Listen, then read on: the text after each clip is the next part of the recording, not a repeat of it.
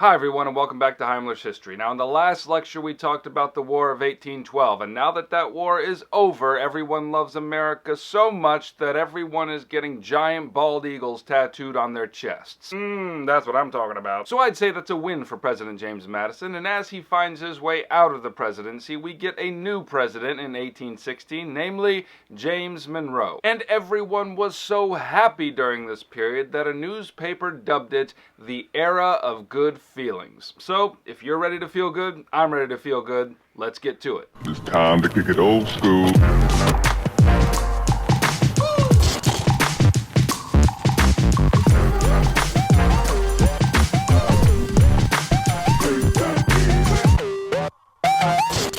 So it's true that everyone was feeling pretty good during this period until the first major economic depression hit, called the Panic of 1819. And as the Panic of 1819 dragged on, the Bank of the United States foreclosed mortgages on a staggering amount of Western farms.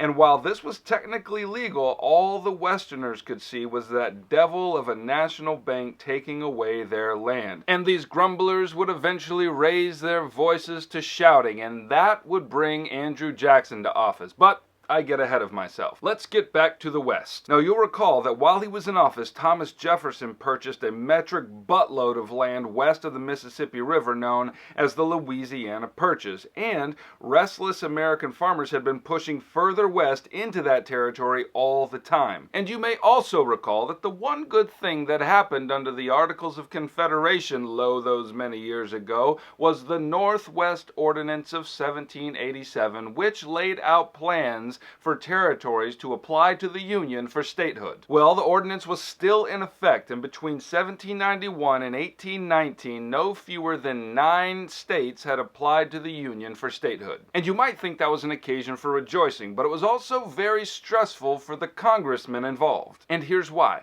Remember that when the new Constitution was written, it was extremely important to them that slave states and free states had equal representation in the Senate, and I cannot emphasize enough how important this balance was, and so far they had maintained it. But then in 1819, Missouri comes knocking on the Congress door and says, "Hey, we'd like to become a state now, and just so you know, we're all about the slavery." Well, as it turns out, the House of Representatives during this time was heavily skewed towards northern sensibilities, and the Northerners did not want another slave state, so they offered a deal in the form of something called the Talmadge Amendment. "Sure," they said, "come on into the family and keep your slaves, but you have to emancipate the children of slaves and no more importation of slaves into your territory." Now, if you're listening carefully, then you can understand why the Southerners got madder than a donkey chewing on a pack of bumblebees. You see, the Talmadge Amendment effectively banned slavery in Missouri after the current generation of slaves died off. And the Southerners feared that if Congress could backhandedly abolish slavery in Missouri, what would keep them from abolishing slavery everywhere in the South? So a bunch of angry white congressmen yelled at each other until they finally came to a settlement known as the Missouri Compromise. Now, it was Henry Clay who was the author of this deft little piece of legislation, and here's what it said. Missouri could come in as a slave state, and the Talmadge Amendment would not apply.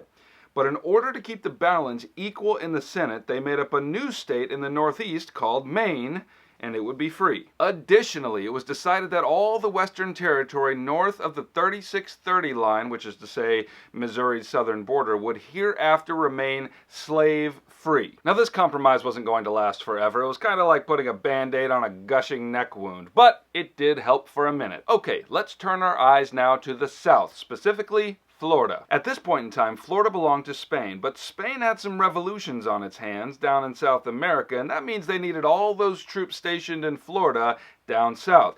And that's when good old General Andrew Jackson saw an opportunity. He convinced Congress that hostile Seminole Indians and fugitive slaves were running to Florida to find refuge. Then he convinced them to send him to go retrieve the slaves and punish the Indians. But instead of just pursuing fugitive slaves and Seminole Indians, Andrew Jackson rides across the border of Florida, looks around and says, yeah, I'm gonna just take all of Florida.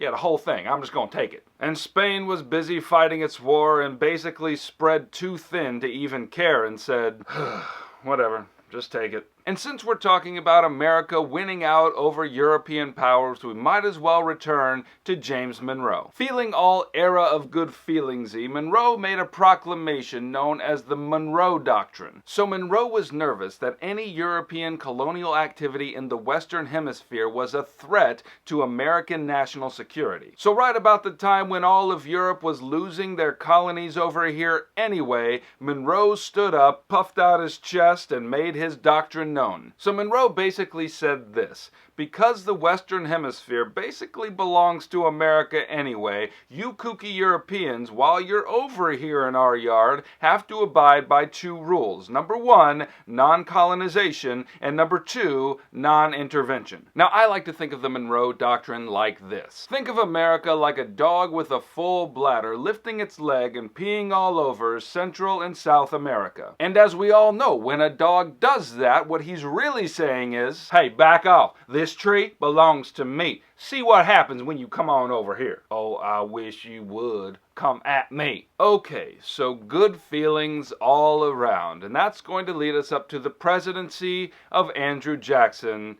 But that's enough for now, so I'll see you next time.